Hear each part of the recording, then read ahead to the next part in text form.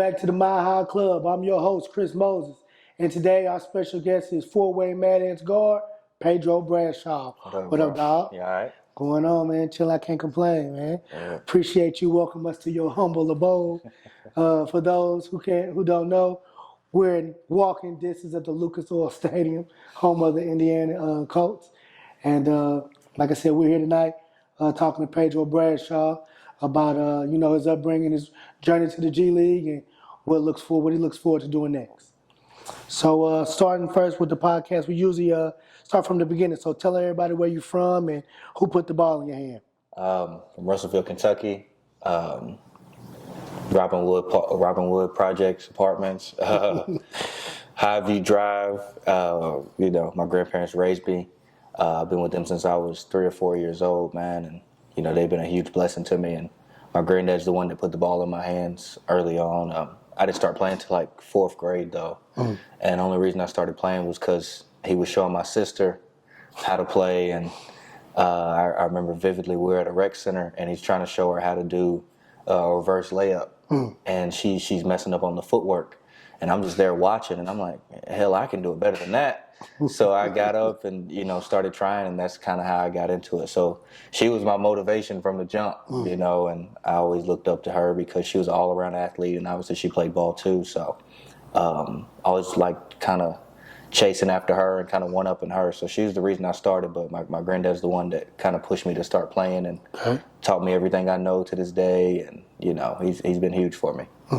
Okay, so granddad put the ball in your hand. So going through the middle school ranks, did you play a lot of AAU? Were you just playing outside? Like, where did your foundation really come from? Obviously working with granddad, but right. Spent a lot of time playing outside at the park. There would be days, man, where I would just walk from the Johnson Street projects where my granny was at the time after she moved from Robinwood, walk from there, just dribbling the basketball, 20-plus minute walk from there to the Hampton Park, and I would just be out there, man. I would set my little busted up Vans up as cones or set my backpack up as cones, man. I would just be out there all day just shooting, getting shots up. It was the same way when I was at Robinwood. We had the little gravel court. A little patch of concrete. Yeah. So I would be out there all day, man. I would play in the snow when it was raining, all type of weather, just sun up to sundown, man. Like,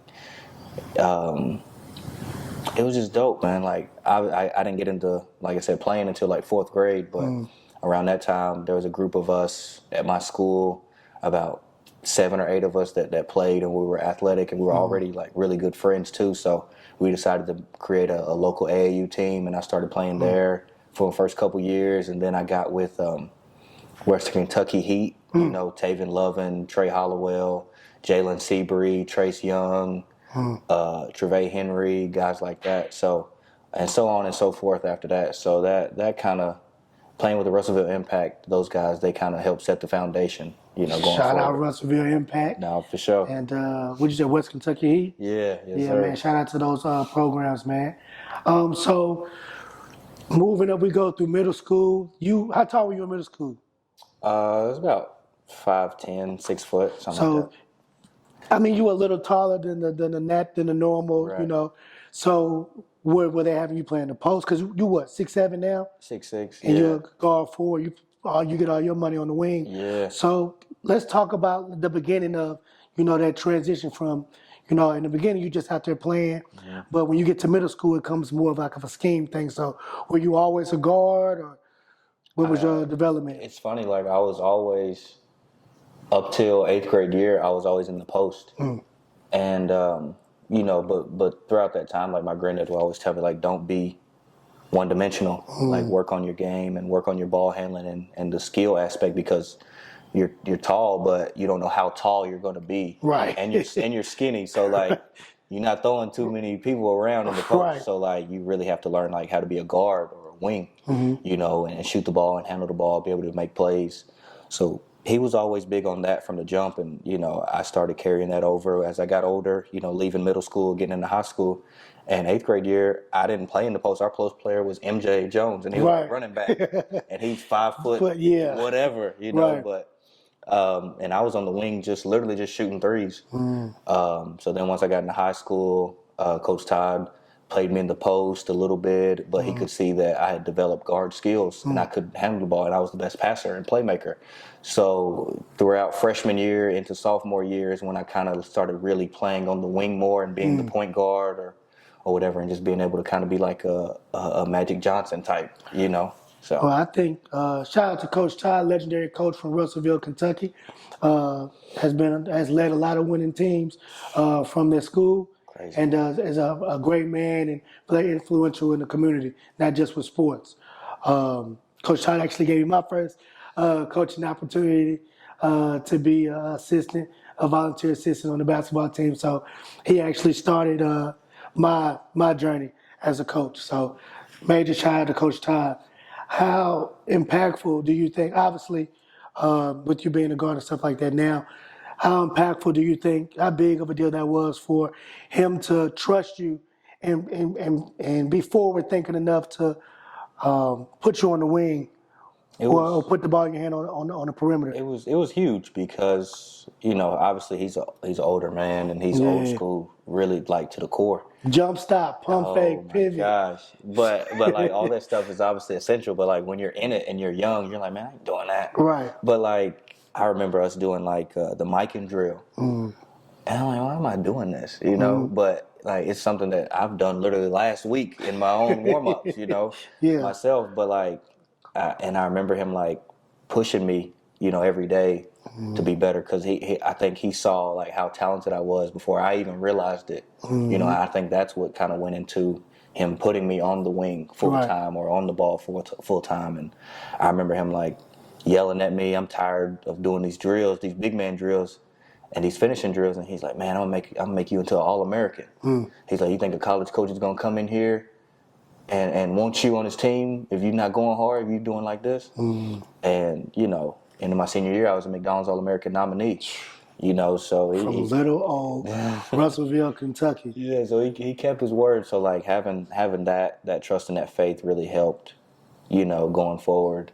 You know, and it gave me confidence too because I'm like, man, no, I'm a point guard. I was calling myself a point guard at the time, you know, but I was literally playing all 5 positions. Right. You know, but he was really impactful in that regard. So I have nothing but a ton of love and respect for Coach Phil Todd, man. He's an amazing dude and an amazing coach, amazing father, husband. So I love Coach Todd to death, man.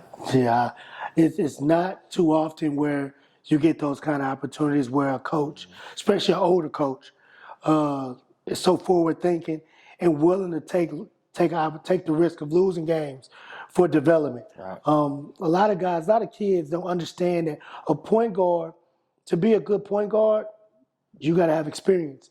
And to have experience, you got to have a coach that believes in you and believes in that process of developing you. Point guards are developed. Like you nobody's just born a point guard. No matter if you're 5'5" or 6'11", don't make a difference.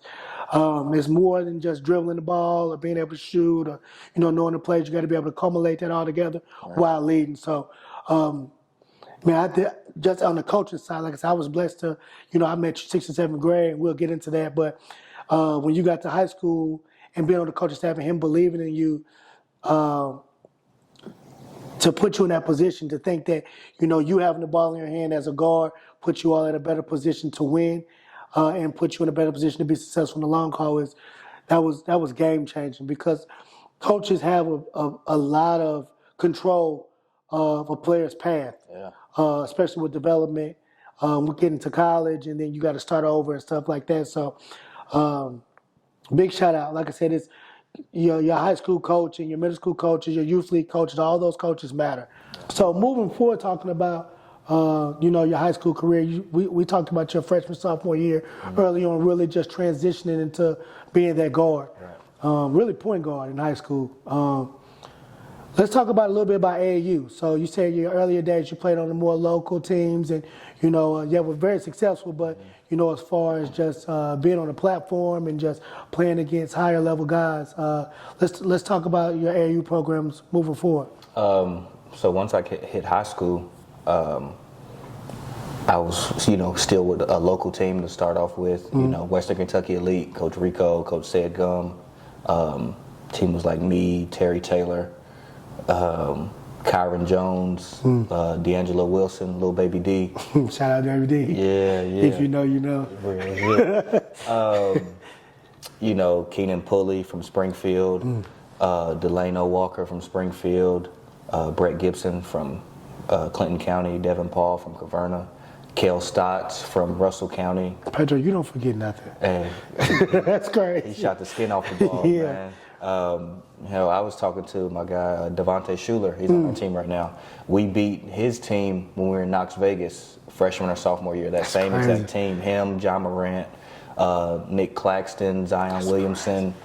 So yeah, we had a nice squad, man, and we competed our asses off every game, and you know we were kind of country boys to a degree, right. you know. But we just played hard. We played harder and we played together. We kind of knew each other from playing against each other in high school and everything. So we knew each other's games and we had great relationships and we were best friends off the court. So that just made it easier on the court. Right. So those first couple years of high school, I played with them and then went to play for Team Corey Brewer out of Nashville. Coach Mike Claybrooks, amazing dude. I call him Ice Cube. That's what he reminded me of. Played with him, Grayson Murphy, Trey Hollowell, Dylan Beckham, guys like that, man. Tate Pearson, another great squad, you know, won some great games. Then I went on and finished up with Hoop Dreams, you know, Coach Steve Katroki and Coach Mike Scott. Great guy, shout out Mike Scott. Yeah, he a legend. Yeah. He a legend, man. Again, me and Trey went there together. CJ Hennigan, Sean McNeil playing at Ohio State right now. Peyton Broughton, all-time leading scorer in North Laurel history. Reed Shepard probably gonna catch him. Yeah, Reed on a different type of time right now. Yeah, no, he's different. But you know, I've been blessed to play with some great teammates and some great coaches and be on great teams. So for the most part, I was always winning. And not to cut you off, let me ask you this: how beneficial has it been for your career now, playing in the G League and even playing in college, with playing with guys that can really play at a young age, knowing how to play with other good players? A lot of times, players, especially in the youth, younger players, only know how to be the star or only know how to play with the ball in their hand. Right. So I think one of the things that one of the attributes of your game that I like is you're knowing when to cut, knowing the spacing, understanding, you know, when to take the shot, understanding, you know, feeding somebody, just knowing where the hot hand is and stuff like that. Does that come from playing with, you know, always playing with good teams and stuff like that? Yeah, of course. And I think, again, having my granddad, you know, him being obviously an old man, I have like some of those qualities. Like he just real knowledgeable at the game. So like growing up, like we would play and then he would talk to me about things and then we would watch it. Like we would sit down and watch games and he would like, hey man, you see why he just did that right there? Or you see what happened right there? Right. Or you see how he did this, that? And then like you said, yes, playing on so many different teams with so many different types of players, it helps out a lot once you get to college and get to this level, you know, the NBA G League. It's because and this isn't like me bragging, like I've been the best player on every team I've been on. Literally. But I've never been the highest scorer on those teams because I'll see, okay, well you're a better scorer than me. Right. So I'll just facilitate or I'll just rebound or I'll just play defense and do everything else and get you the ball. Right. Like so with Western Kentucky Elite, I had Terry and Kyron, 2 6'5", 6'6" guys broad. Nobody's stopping them, right. Especially at our level. So it's like give them the ball. Just give them the ball. Yeah. You know, I'll do everything else, and that's kind of how it was. I was always the glue guy on those teams. You know, even with Trey Hollowell. Trey Hollowell's a scorer, flat out scorer. He's a bucket, man. So like with that, he's better off the ball as a combo guard scorer. So I played on the ball and facilitated and got him the ball. You know, so. You just pick up on these things as you play with different teams and different players. So it was always dope, man. It really was. One of the things, the reason why I feel like I knew you would be successful playing at those higher levels is at a young age. When I met you, you were always trying to play with the older guys. Young players, especially, you know, guys who may have the physical body to play or, you know, have the skill set or IQ. Challenge yourself to go play with older guys, more knowledgeable guys, more experienced guys. Because when you're a young guy, you have to play the right way. It doesn't matter how fast you can jump. It doesn't matter. I mean, how high you can jump. Doesn't matter how fast you run, your handle.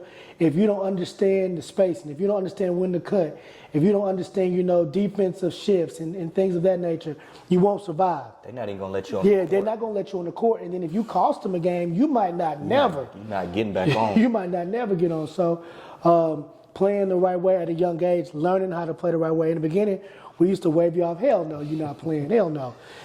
Even though we knew you was good, we like, nah. We really just didn't want to chase your ass. Right. But when you did have those opportunities to play, when we had 9 and needed one, you was always there. And then, like I said, you always just played the right way. I don't know if it was just because you were a little nervous or what, but then once you started playing, you started always getting picked up, and now your role gets a little bigger and bigger. And then, like I said, so I knew that you were going to be a good player at all levels because you know how to play the right way. Seeing guys like you and like Victor Hampton and D. Bryant, Day-Day, M-Chad, M-Child, guys like that out there, squeaky. Like you said, you're not getting on the court if you're not going to play defense and do the little stuff, because they're going to be the ones. Yeah, that's all we really was asking you to come up with. Yeah, so once you get your opportunity, you're not trying to mess up, so you are going to do the little things, and when they do throw it to you, you're ready to make a play or knock that shot down. So all that from that age it kind of gets over. It funnels over until like now to this very day. It's kind of the same type of role. Like I'm the glue guy. It translates. 3-and-D glue guy, man. Do whatever you need from me, I'll do it. I can score, I can rebound, I can make plays, or I can be a spot up guy or a cutter, whatever you need. But just being the glue guy that can keep everything together and do whatever's necessary. Yeah, being the glue guy isn't maybe as heralded as some other roles on the team, but being the glue guy keeps you on the floor. Man, get you paid. So keep you paid. So get you paid. For those who don't know, Pedro he's very, very humble, but Pedro is blessed to be able to move and do things that a lot of people don't get to do because he can play basketball at a high level. So players, it's very important that you take pride in just knowing where to go, knowing what to do when you get there, and working on your game so you can do your job at a high level. It's all about sacrifice, and like just not just on the court, like when you're with everyone else, but like when you're by yourself.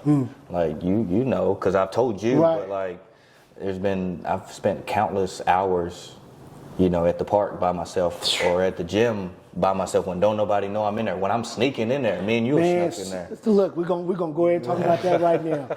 So I met Pedro. For those who don't know, Pedro is the first person I've ever trained.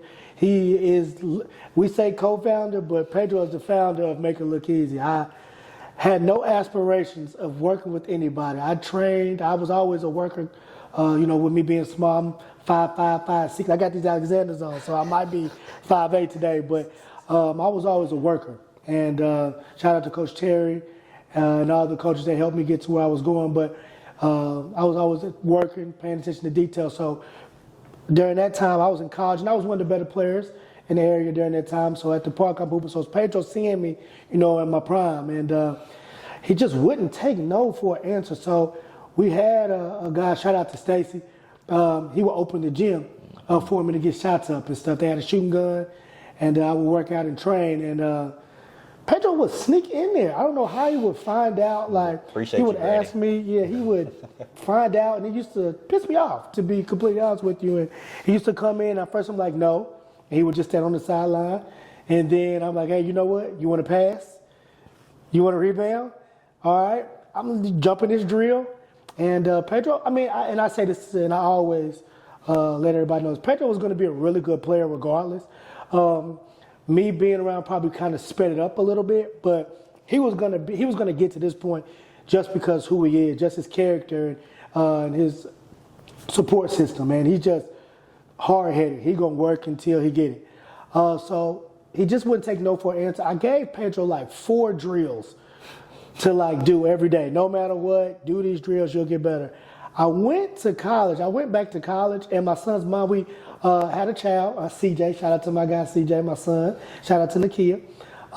And she calls me. She like, have you heard about Pedro? I'm like, Pedro, they like the boy that come to the gym. I'm like, yeah, what about it? Man, he going crazy. He had 25 points and 14 rebounds. I'm little Pedro. So I go home, and sure enough, I'm back in the gym. I'm sneaking in there again, trying to get in there by myself. And lo and behold, 6'4", big old T-shirt, little shorts, shoes that his feet don't look like he fit his body at that time. And hey man, can I get a workout? And I'm, man, no, man. So he showed me, I've been working on my game. I've been doing these drills. He doing the drill better than me. I'm, what the hell? So after that point, he look, man, I'm here to work. Stop waving me off. Stop trying to lowboard me to a certain extent. I'm all right. And we never looked back after that, man. We working out 2 or 3 times a day during the summer. Then during the school year, like I said, shout out to Coach Todd. Mm-hmm. He gives me an opportunity he gave me a key. He didn't give me the key yet. He gets me on the staff as a volunteer assistant, so now I got a reason to be in the gym. I don't really got to sneak anymore. And we get in the gym, I would tell Pedro, hey, look, put a Gatorade bottle or a pencil in the weight room door, because nobody goes out that door and then get on the bus. So we'll go back about 6 o'clock. I text him hey, did you put the pencil in the door? So we'll go in there, I'll go pick him up, we get to the gym, and the lights is off. And anybody from Russellville who knows, listen, if you're a worker and you're from Russellville, I'm going to put you in on a little secret. As long as you got a house key or something, you can cut the lights on in the gym. We'll flick that key up. But the only thing is Russellville's a small town, so it's only 2 schools in Russellville. And Pedro's school, Russellville High, is dead smack in the front of the city, so there's no getting around it. So when the lights cut on, if you're in town, if you're driving by, you can see everybody's somebody's in there. Man, I can't count how many times we got kicked out of there. The principal comes what are y'all doing? Man, we working out, man. We trying to, Pedro trying to get to D1. We going D1. Mm-hmm. And, man, they used to kick us out. And what's my guy that used to, we can say it now because you out of school, used to open the gym for us for the Arby's sandwich. Oh, Coach O. Coach O. Listen, shout out Coach O. Yeah, for sure. Coach O, man, used to open the door for us when they would close it on us. They caught on to our scheme, to our weight room scheme, and he would come open the door and just would mess with and tell Pedro, bring him a beef and cheddar. And because Pedro worked at Arby's right across the street. And I'm going to tell that story too. But yeah, man, we were workers, man, and if we wanted it bad enough, and I think that it was just a test to your character, man. It was days I didn't feel like getting up and dealing with you, but I knew you was calling, so I had to get up, and I had to come ready to work. The energy was always right. You were always willing to get better from day one, and I think honestly, more than your skill set, more than your size, God-given strength and ability, and your size and stuff, it's your character is what got you here to me, man. Appreciate that, man. And I tell you all the time how proud of you that Russellville and me, my son, that we all look up to you and just are grateful for you to be the face. When you say Russellville, you're one of the guys, along with Squeaky and the guys who did it before you too. Shout out to them. They paved the way at Osteopede and Russellville and stuff. But for this generation, man, I appreciate you being the face and just always being yourself.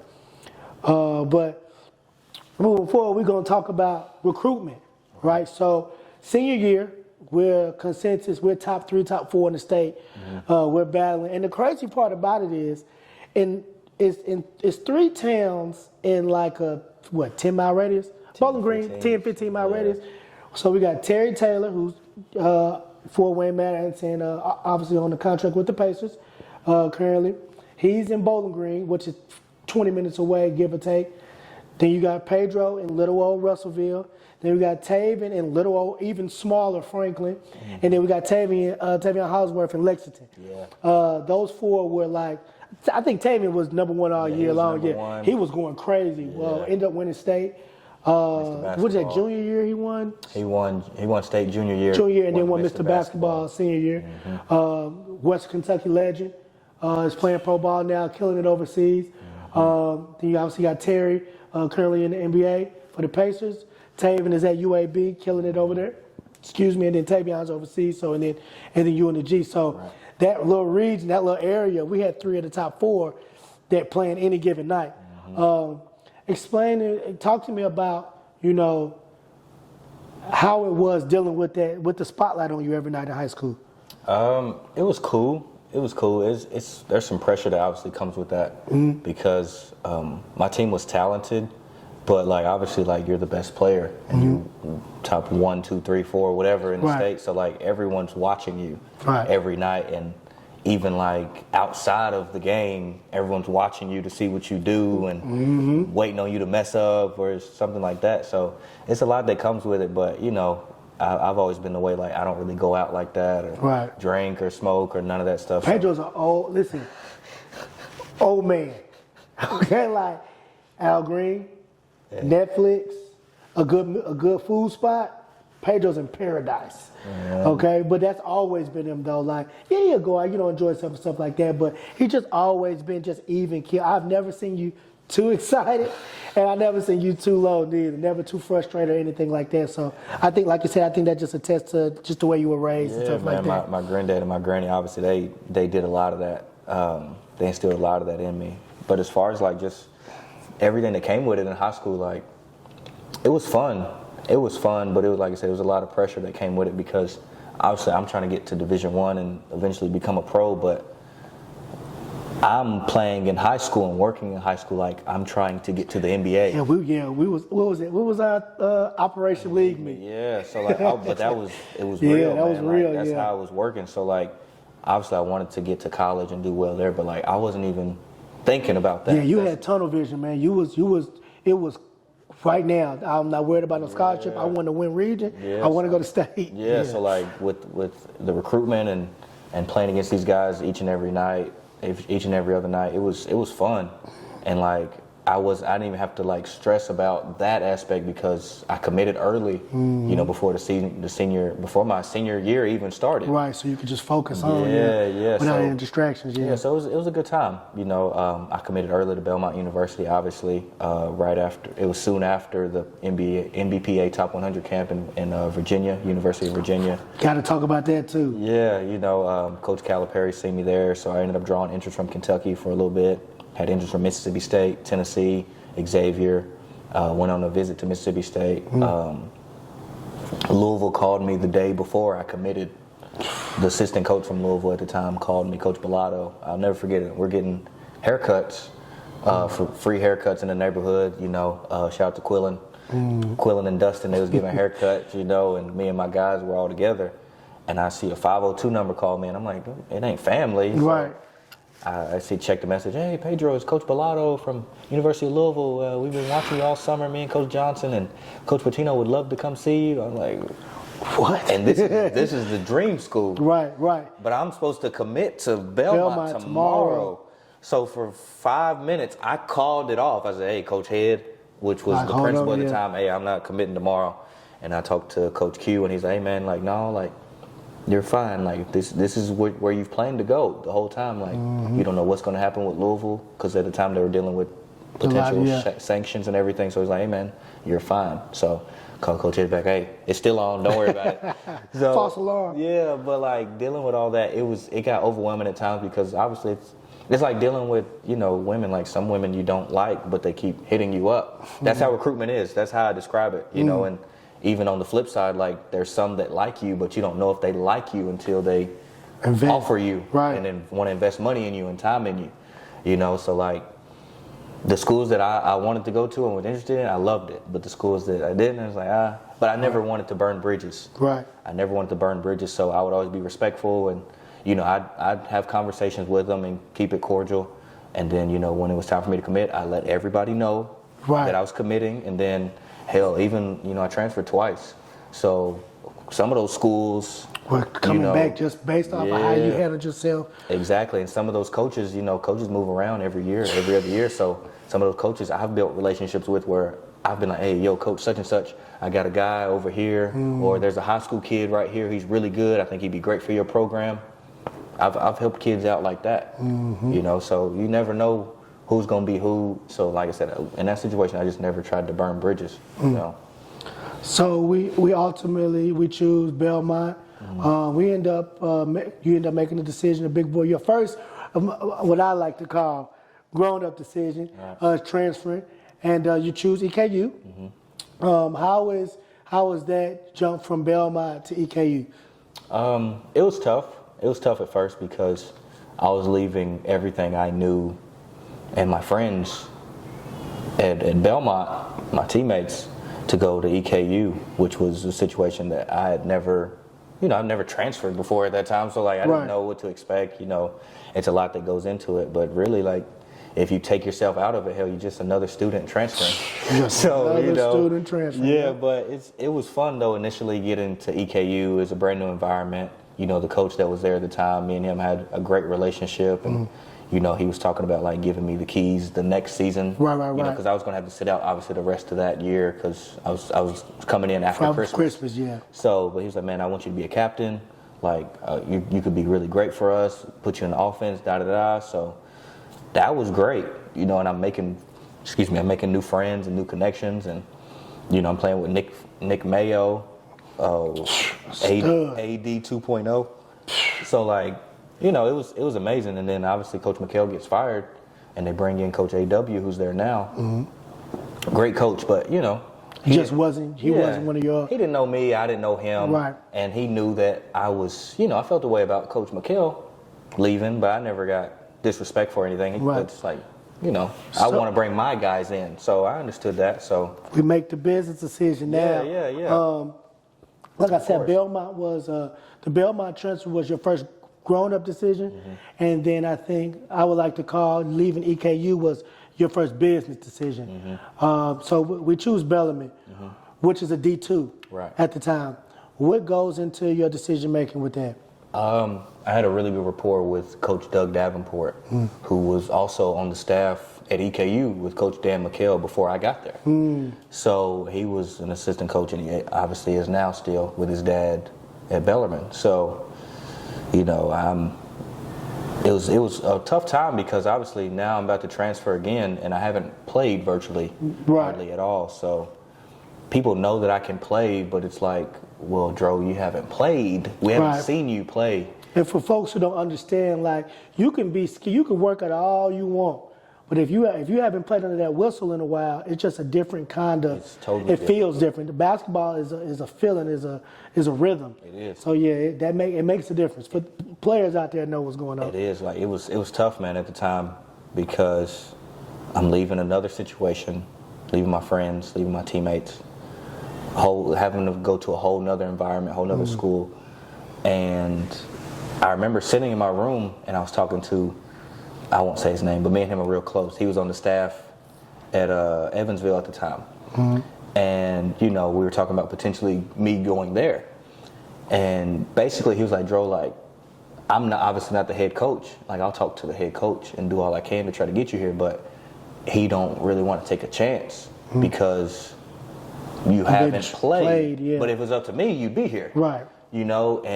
But he's like, man, I'll continue to reach out to some other coaches potentially, and I'll talk to my guy, and I'll let you know, man. And when I hung up the phone, man, I remember sitting in my room, and I literally said, don't nobody want me. And I cried, bro, because I didn't know what I was going to do. Right. So it felt like everything was just taken away from me like that, man. Like, let me stop you right here. How, as a player, right, you've been a big time, you've been, like you say, you've been all the way up until at that point in college, you've been the best player on your respective teams, or one of the top players on your team, integral pieces. Obviously, for your confidence, stuff like that, it starts to, get questioned. But how was that dealing with at home, though? Because everybody talks about the basketball, right?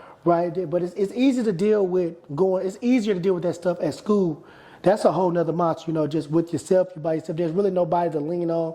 All you can do is really call, or if you're close enough, have somebody come. But how was what were you hearing from, back at home, or just, your previous coaches, or like what? Did you feel like the pressure to like hurry up and get somewhere? Did you feel like you were being overwhelmed with where you going, what you doing? And it's always that element because, some people are genuinely interested in you doing well, and some people are also genuinely interested in you failing. Right. So it was a lot coming from both sides, and even just leaving Belmont, I remember one of the teammates I looked up to at the time, he was a senior. Me and him fell out because I was leaving, And I remember the guys in the locker room saying like, "Oh, he's just gonna go to JUCO and fizzle out," and that kind of messed with me. So from that point on, and this is no knock to JUCO guys at all. Like JUCO guys are dogs. Like the stuff that they deal with, have to go through. It's unreal. Oh my gosh! But like I was like, okay, I can't ever go to JUCO because I'm gonna prove them wrong. Right. You know, and so that happened there, and then EKU, it's like everybody back home is like, dang, well, he transferring again. Like, why is he leaving again? Like, what's going on? I remember. He a head case, or he's not doing what he's supposed to do. And it's like, no, bro, like, the coach is bringing in his own players. And listen, as your spokesman, anybody who know me know, look, don't nobody, I might be between me, your granny, and your granny. I'm right there in the thatch now. I'm right there. Yeah. So, like, everybody asks, what's going on? And I'm like, man, listen, we know what we're doing, man. Like, it's tough because even during my journey, you know, I tell everybody I graduated from everywhere university. So I understand the journey and stuff like that. But every man goes through has to take their own path. But so when you chose Bellarmine, right? Y'all ended up being D1. Did you know y'all was going D1? Yeah, a little. I won't say who, but a little bird whispered. I with you, like everything you do. People who know Pedro know, like Pedro don't accidentally do anything. No. It's a method to the madness. And I say this on camera. I was like, what are we doing? Usually, what are we doing? Like, you know, we had our little differences about, you know, you live in Belmont, but. You know, after that, like I said, that was a grown-up to say that was a manager, and I had to understand, like, man, they ain't like, Pedro grown, like, and, but when you chose Bellarmine, you know, in that recruitment process, I was just like, you know, go what's best for you at this point, but we're not leaving. I don't care where you go, we're graduating from there. I don't care, you do what you want to do. But when you ultimately chose Bellarmine, I'm like, what conversation? You like, oh, no, they D2. I'm like, Pedro, what we doing? Like, we can't go to the league. But one thing I liked about it was you didn't just pick a school just to be picking a school. Yeah. You did your research. Bellarmine was, number 1 in the country? Top 2, top 5. Like yeah, they was like one of the top teams in the country, like every year kind of thing. So it wasn't like we were going to just anywhere. So I know you were happy about being closer back to family too. I know that was a real big thing for you. I know you got some family in Louisville, and then it's just easier for your grandparents to get up there and see you.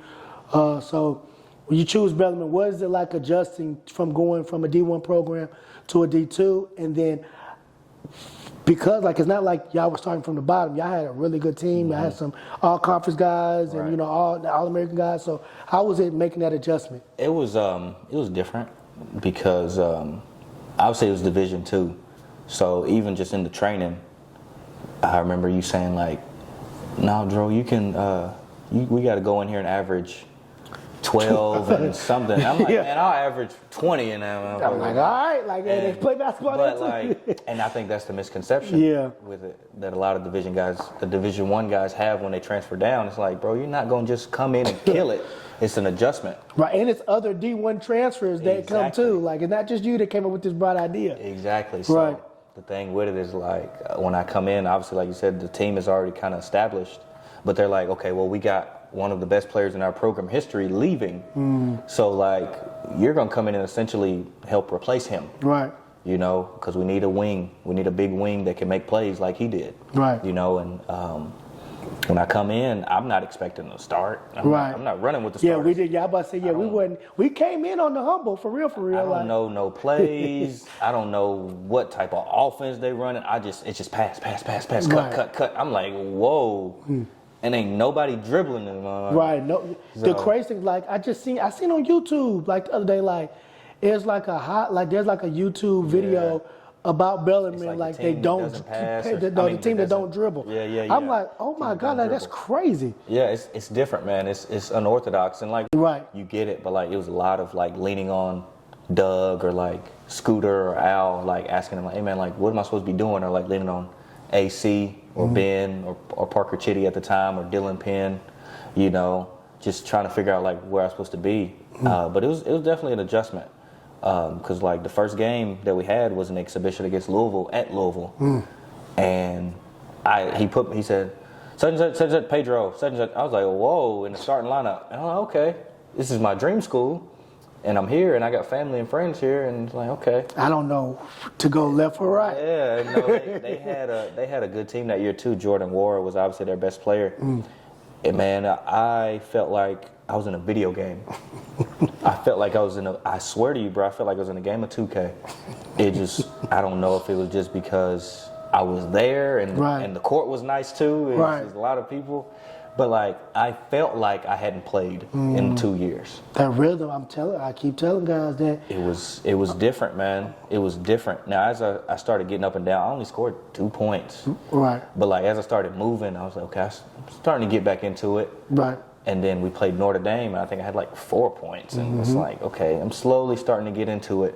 Just being out there, no matter how much you're scoring, like just being out there, getting up and down and going through it, it's like you're getting back into reps, it. Getting those reps under your belt, Yeah, in the first official game, I had 17 and whatever. Yeah, we got it. You know, so like from there on, I like was starting to understand it and grasp it. And then that was my junior year. My senior year, we take a jump.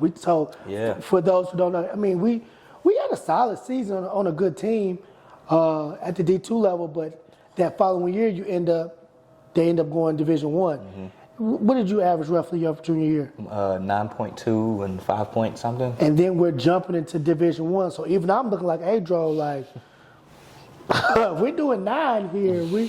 We're looking like 5. Right. At the next level. Right. So, but let's talk about the role change. So now you got the offense, and you understand what coaching them want and what they expect out you. Understand the schemes, but then also your role changes some. Right. So let's talk about that. I knew that we were losing some seniors, and one of them was our best player. Played the same position as me. So, okay, I'm like, okay, Dro, it's on you now. And and like the coaches are telling me that. You know, like Doug is like, hey man, we're gonna need more from you. So like coming into the next season, we're Division One, we're a new Division One team. So the high major teams are gonna want to smack you. Right. You know, they gonna welcome. They looking to Yeah, they gonna look for a free dub. So like our first game is against Duke. So like I'm preparing like crazy that entire summer. Yeah, we had a crazy summer. Yeah, man. Like so, we had a crazy summer. Like a week or two before we have that first game against Duke, I'm like, hey, AC, like come to the gym with me. So like this was right after COVID, like during COVID. So he could have went and played overseas. Alex Cook, shout out to AC. He could have went overseas, but you know he has a family business, so he just wanted to stay home and not even worry about that. And made more money that way too. Right. But I was like, man, like, can you come to the gym and like help me out with some things? So I was like, hey man, I want you to show me like your footwork on this move and like how you got to the basket here and like how because he was a great free throw shooter and he knew how to draw fouls. So I'm like, hey man, like how do you like draw fouls the way you do when you're in the post or when you are getting to the rack? And he showed me, and I shot 84%, you know, off of doing the same stuff that me and him worked on. Right. You know, so I just prepared like crazy each and every day. And preparing yourself, meaning working on things that translate directly to the game. If we're at a school, you at Bellarmine where they don't dribble.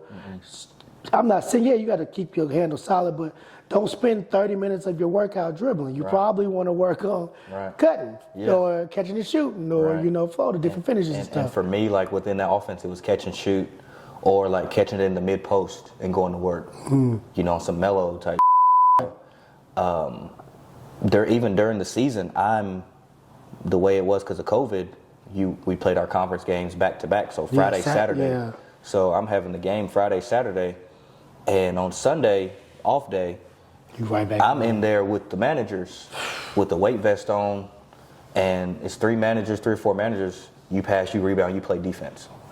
Still like that today, Chris. It's funny. It's still like that. No, for real. This summer was 3 managers. Shout out to BMA. Yeah, shout out to BMA. Shout out to those guys, dog. Real talk. Yeah, man. They were huge, man. So like I would get in the gym right with them and obviously do my spot shooting, the certain shots that I would take, and then work on this mid post stuff, and you playing live defense on me, you know, and I'd be in there hour and a half or whatever, then I'd chill the rest of the day. Yep, you got the rest of your day. Yeah, and then like, you know, they obviously were doing their jobs, but like they students, so like they don't gotta be in here. So at the end of the year, I took them to the Eagle. And once again, like I said, shout out to to those guys. We say Shout out BMA. BMA. Yeah. Shout out BMA. Managers are managers, assistant coaches are vital to player success.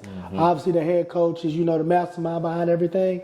But assistant coaches and managers, if you're a player, man, you have to take full advantage of the resources that are provided to you, regardless of how the facilities. If you have guys on that staff that are committed and willing to help, you need to take full advantage of that. And it's very important to treat everyone with respect.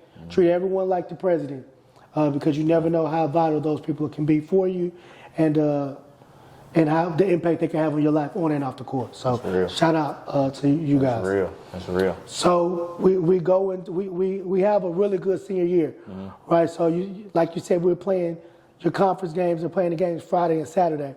We end up first year. Bellarmine is in Division I in A-Sun. What are y'all regular season record? I don't remember. Y'all were top 2. I know that for sure. Y'all almost won regular season. We lost. We only lost 3 games. Yeah, the last one, the last regular season game you played against Liberty was the game that determined if they was going to give y'all regular season. Now, y'all ended up not even playing the second game. So we were supposed to play 2 games against Liberty. We were supposed to play there and at our place. Right.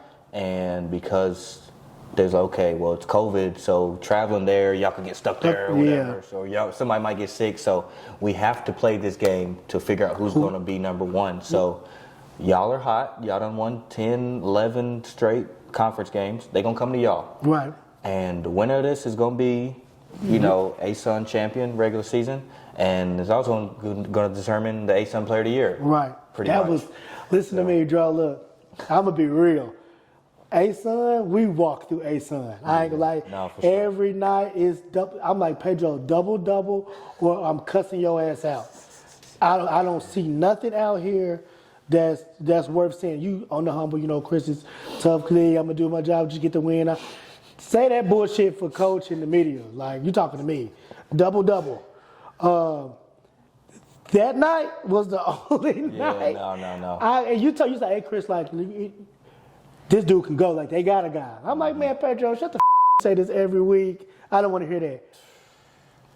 That night, he could have played against anybody in the country and put up those numbers. Shout out Darius McGhee. Is that his name, Darius McGhee? Darius McGhee. Shout out He's Darius a senior this year, right? Yeah, he just passed Steph for like the most threes made in a season or something. If y'all don't know, you heard it here first on the My High podcast, Darius McGhee will be a name to look out for in the upcoming future, man. Look out for him. But that guy went crazy. You had a hell of a game yourself, too. Yeah. But they ended up winning the game, and he ultimately ends up winning. Like you said, that ended up being the deciding factor for Player of the Year. Right. But we still end up with first team all conference.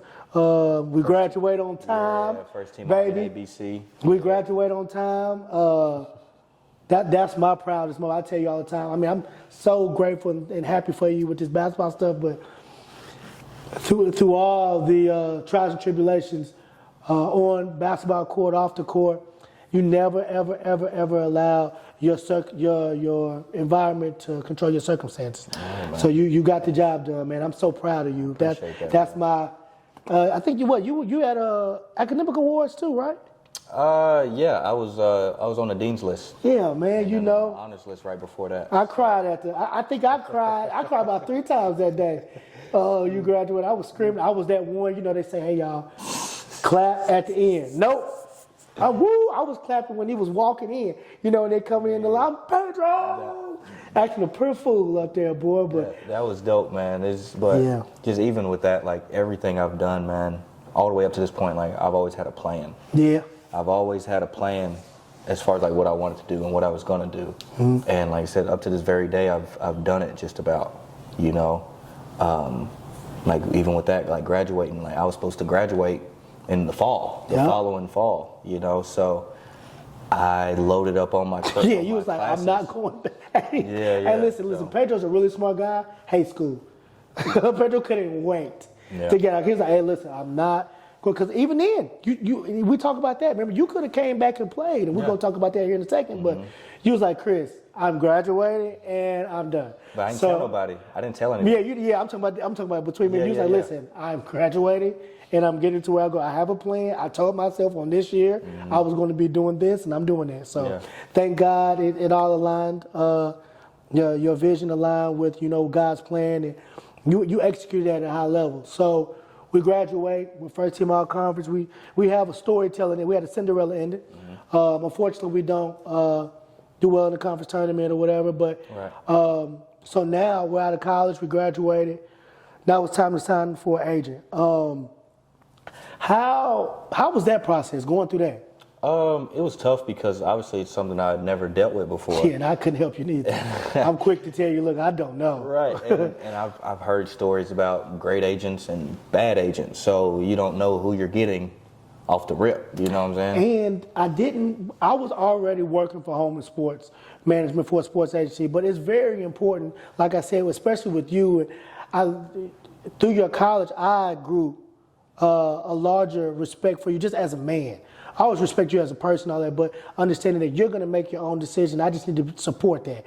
Early on, like when you were in high school, middle school, I felt like I had to kind of steer, had to drive, be in the driver's seat, but just understanding and respecting that you are your own man and you're very capable of making your own decisions.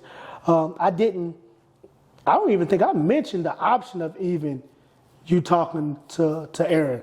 I was just like, look, you just let me know if any way I can help you. Just send me the contract. I could just make sure like it's saying the right, like just make sure like the contract look right. But other than that, man, like go, because you have totally different. By the time you got the college, I make it look easy. The brand is the brand. But like you had amazing resources because you treated people the right way and your performance on the court. So I wanted you to, have your own experience. I didn't want that burden of if it work or don't. So you go out on your own and through your resource, you do your due diligence and you end up signing with a respective agency. Early on, what were they saying early on? Basically that, he had one guy in the G League and he was like a vet. I think he just retired this year or last year. And that guy he'd been on either an Exhibit 10 or a 10-day at some point. So I'm okay, they have experience with this, of what I'm trying to do, what I'm trying to get to. So, but it was just one guy, but it's still like they've been in them rooms with those people. Right. So I told him, like, hey, man, like, I know I can always go overseas, but I had a good year. We had a good year. We got a lot of national attention my senior year. So I'm okay. I just want to see, because I feel like I'm good enough. And this was around the time the G League bubble had came out.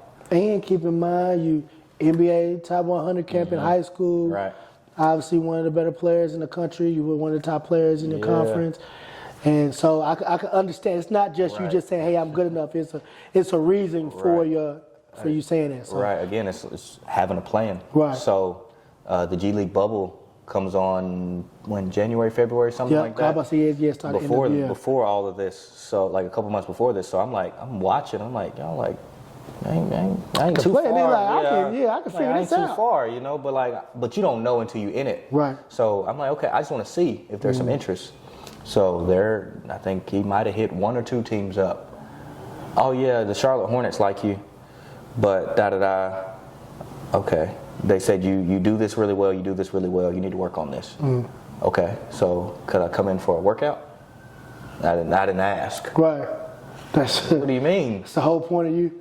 Yeah, so that went on for a while, and I didn't have any pre-draft workouts at all because maybe they didn't have those resources, or they just weren't doing their due diligence. One of the two. So I decided to part ways, and then I got with Aaron Holman, Holman Sports Management, booked me 2 workouts with the Hornets, and I think the Nuggets within a few days span, and they fell through because it was literally a week before the NBA draft. But for that to happen that way, it's like, okay, I know I'm not crazy, that I can really do this. And that kind of was like a real indicator, like, okay, like maybe I'm okay. Yeah. I might be on to something. Yeah, and even with like the agent aspect, like Aaron, like him pulling that off, it's like, okay, you know what you're doing, you real. So for young guys that are coming out of college, or now with this NILs and stuff, guys in college and high school, what are some key factors that they should look for in an agent?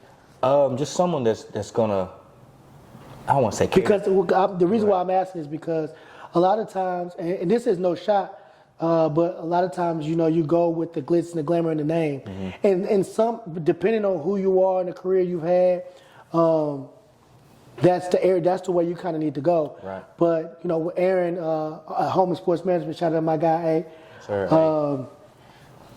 He built his own agency. So he essentially started from the ground up. He obviously had a resume from a lot of work and experience from the FIBA and overseas, but essentially you were going to be one of his first clients. So Right. what were the key attributes that in those conversations to make you want to go with him? I mean, first and foremost, I knew that he was going to support me in what I was trying to do, and I got the feel of someone who wanted this just as bad as me. From his obviously his own aspect, his own race, agent, and for me as a player, it's like we're on the same type of time. It feels like.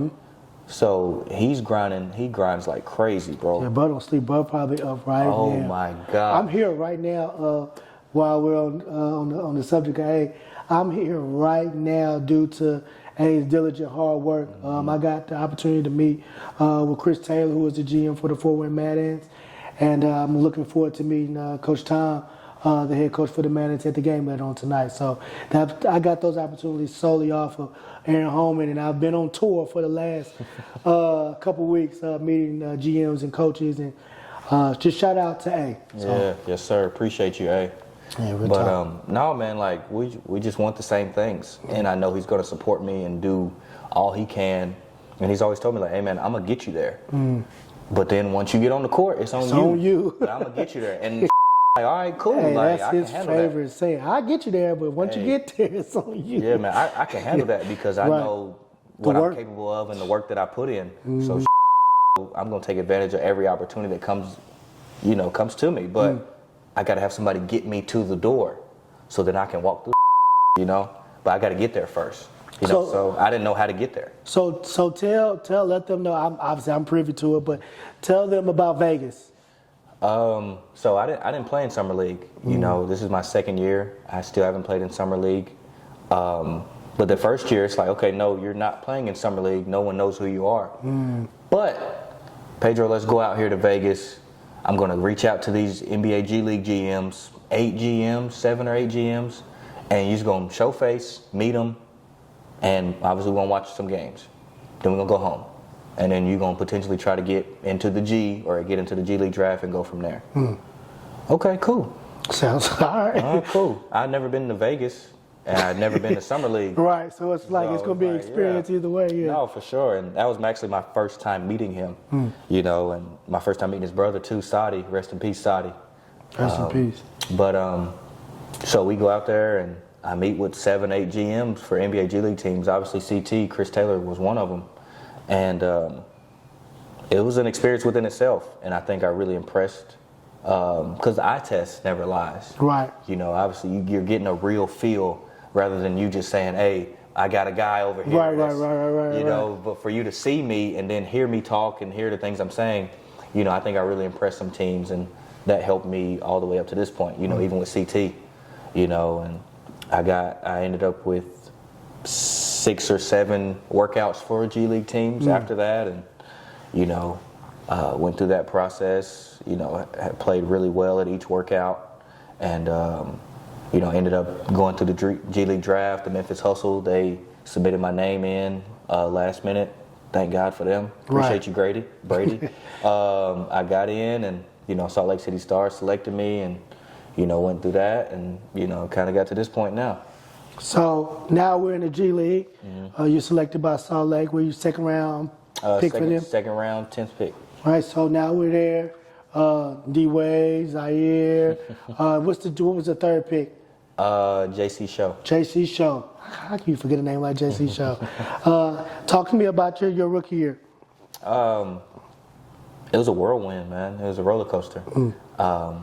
I had obviously ups and downs. It was really fun. It was an experience within itself, and that's what made it fun. But it was also, it messed with me sometimes in my confidence because I didn't know what type of role I was supposed to be playing, what I was supposed to be doing for a team.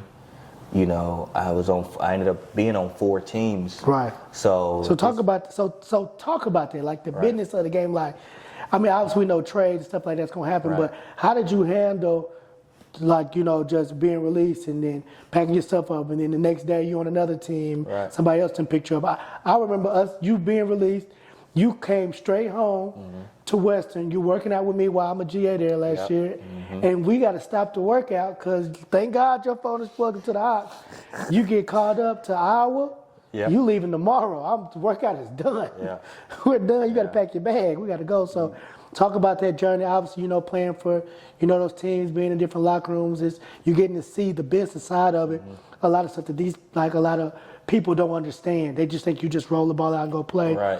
But the business side of it can be tough if you're not mentally strong and just come from a good background to allow you to continue to just be professional. I think that's a word that gets thrown around a lot. Being everybody can be professional and comfortable when they're comfortable, but in adverse situations, can you still be professional? Meaning, can you handle your emotions professionally? Can you still do your job? Can you perform professionally?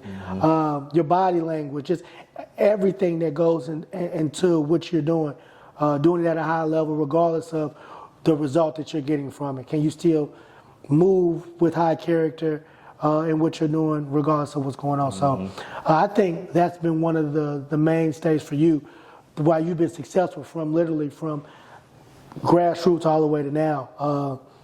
We turned that year, and you ended up finishing with the Mad Ants rookie year. Let's talk about that some. It was dope, man. Obviously, it was my 4th team. Once I got to the team, it's okay. You got to fly out to Cleveland and meet the team there.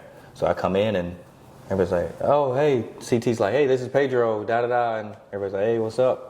It's kind of like the new kid coming into school. Again, you done it 4 times. You feel like a military kid. Yeah, dog, for real. So, you know, I play the game. I play all right, have 4 points.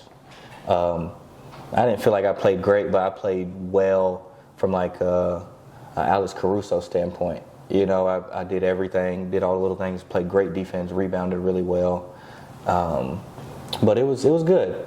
It was really good. After the game, the thing that made me feel better and felt like, you know, I belonged was CT and Tom were sitting downstairs in the bar, and I was going downstairs to get some food, and while I was waiting for my food, I sat right beside them. Nobody was sitting beside them. And they talked to me for literally 20, 30 minutes. And was just like, "Hey, man, like, we're so glad to have you here. We wanted to get you at the beginning of the season in the draft. But they grabbed you, but I remember that was crazy. Yeah. So it was, for them to say that after me not having, you know, a game that I didn't think I played great, you know, that was huge for my confidence. So the trust and that's always been there, you know, and I love and appreciate the hell out of both of them for that, for just giving me the opportunity. You know, the first practice I had with them, you know, obviously I'm nervous as hell. And I go straight to Tom as soon as we finish. I'm like, "Hey, Tom, like, whatever you need me to do, man, I will do it. Whatever role you need me to play, I'll do it. Like, I want to play, I want to win, and I want to learn. I'm a rookie." And I was the only rookie on the team at that time, on a team full of vets, like NBA vets, like Gabe York, Jordan Bell, 2-time NBA champion with the Golden State Warriors, you know, Justin Anderson, you know, guys like that, Walt Lemon. So I ain't on there with no scrubs, you feel me? Formidable team. Yeah, so Tom is like, "Okay, well, what can you do?" Right. Like, what can you do? And, you know, he was joking, but he was, like, being serious at the same time. Like, what can you offer? Like, and so I just told him, "Hey, man, I can do everything. But whatever you need from me specifically, I will do it." I just want to get on the court and say, "Hey, man, like, the guys that are getting paid, you know, the big money right now are the 3-and-D guys that can run the floor to the 3, to the wing, space the floor, catch and shoot, go play defense and rebound. And keep it simple. Make secondary plays." And we went home that summer. We didn't do nothing but to make sure we was in shape. You never get out of shape, but make sure we're shooting it at a high clip. So we finished the year out with Indiana. I mean, with Fort Wayne, and that summer we turn it into you end up being a standardized guy for this team this year, coming into 2022, 2023, which is amazing. We got some stability. It's good to know, especially right now with COVID and stuff like that, and just to have a job right now playing basketball, man, it means something. It means a little bit more, especially at this level. Talk about the success that you've been able to have this year. Just being able to get through the season. You guys are loaded. How many? You said you have how many two-way and former NBA guys? We got the NBA G League rosters is 12 guys. It's usually 10 standard guys and 2 two-ways. But for our team, we have the 2 two-ways and the other 9 are Exhibit 10 guys, which means they get the extra $50,000 bonus. And usually E10s are guys that were training camp guys or signed and waived, so they go straight down to your G League team. Right. So it's those guys who are making that money. And then the last one is Pedro. I'm the only standard guy on the team making 40 bands. So, I think that's a blessing within itself. Obviously, I'm going to get there, but it's a million people out there they could have chose. It's a respect thing, and again, it comes down to the trust coming from CT and Tom. He did his due diligence last year. He came in and worked his ass off, and he worked his ass off in the summer. Everything. Before we even pass it, talk about you and Gabe relationship and how you guys communicate over the summer. You came in early. For those who know that Pedro, this summer was a lot different than any of the summers previously. Usually I got him all summer. This year he got here earlier in the season, got to Indy a little earlier, and locked in with Gabe and got here with some of the other guys that came in early and worked and kind of gave him a head start, a jump start on the season, and just getting a better understanding of what they do and just working on his game and stuff. So guys at all levels, whether you're in junior pro, all the way up to the G League, NBA, everybody's still working. Everybody's still doing that extra to get to the next level to be successful. So don't ever feel like you can be complacent, because you can lose your spot. Man, there's always somebody coming for your spot. So right. So like I said, so you come in the season early this summer, and you're working with Gabe, and you guys start really working. Gabe York had a very successful college career and has been killing, for lack of better words, especially this year. So he comes to Gabe as well, like one of the top scorers in the G League, right? Yeah, he just won Player of the Week for the 3rd time. And then not only are you here with Gabe, you got last year's MVP, G League MVP, right? From Trevelyan Queen. Rio Grande Valley. You got Justin Anderson, Virginia legend, and like I said, he was on the NBA roster last year with the Pacers, right? He played some with the Pacers. Yeah, got four call-ups last year. Come on, man! Like you on a team that's full of David Stockton, Norvell Pell. Come on, and the rookies that we got, Eli Brooks and Jermaine Samuels and Tevin Brown. This team is loaded. They've been amazing. Anybody, you said it the other night, it can be anybody. When you got your first double-double, you said it could be anybody, and you attested your success to on some nights, man. You score, you had a double-double. Some days you might play 5 minutes. Some days you might have 7 points and 5. Your minutes are up and down, just due to, look, we're on a loaded team, and some nights is your night, some nights it's not. But one thing that stays consistent with Pedro and Gabe, and I'm pretty sure the others, but we mentioned Gabe because that's who you're working out with. Right. You coming in the gym and putting that same work in regardless. And whether it's in the weight room, pregame, whether it's on the floor getting shots, or working on special skill stuff with your staff, but it's a continuous grind, and that's the reason why you're here today. I'm very proud of you, man. I love you. I'm looking forward to you finishing this season strong, winning your first championship as a pro. We got a great team, got a great staff, and I'm looking forward to seeing you with continued success. So, is there anybody before we get out of here? Anybody in particular you want to shout out? Sure, it could be anybody. Anything. Shout out my grandparents. Granny, Papa. Love y'all. What's my dog from Louisville? Strength and conditioning. Shout out Tilly. Got to shout out my dog Tilly, man. UCU. if you're in the Louisville area and you're serious about your grind, tap in with my guy, tell him, man, UCU. Sir, yes, sir. Shout out Dion Lee. Dion, my guy, OG. Dion's been important. OG. He's been huge for me. Especially when pre-draft and all that. Yeah. We didn't know what the hell we was doing. Shout out to Dion for just always putting up under his wing. And whether it's with advice, whether it's skill work, whether it's just resources, thank you. Before we get out, also want to talk about the PB32 camp. This is going to be our third year coming up. Third annual camp where we have some of the top players from the state of Kentucky and surrounding areas come out and compete. Pedro always does a great job of having a great staff. We had some NBA guys. We had Terry there. This was his second year. We had Dylan Windler come in. He's with the Cavs. Come speak. We have it's middle school and high school camp for boys and girls. We always do it in Russellville, Kentucky, his hometown. And just those kind of things, man. Like I say, he's more than a basketball player. Always looking to give back to his community and raise awareness and bring resources to the community. So. My 5 minute cut you off, but I wanted to make sure we spoke about that. Shout out Natasha and the boys too. Love y'all too. Yeah, man. Mad scientist.